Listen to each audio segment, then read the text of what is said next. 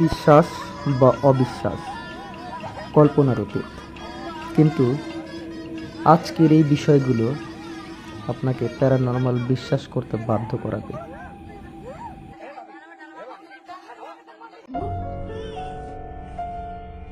কিছু বিষয় এমন হয় আমরা দেখি না, দেখতে পাই না, কিন্তু বাস্তবে তাদের অস্তিত্ব আছে।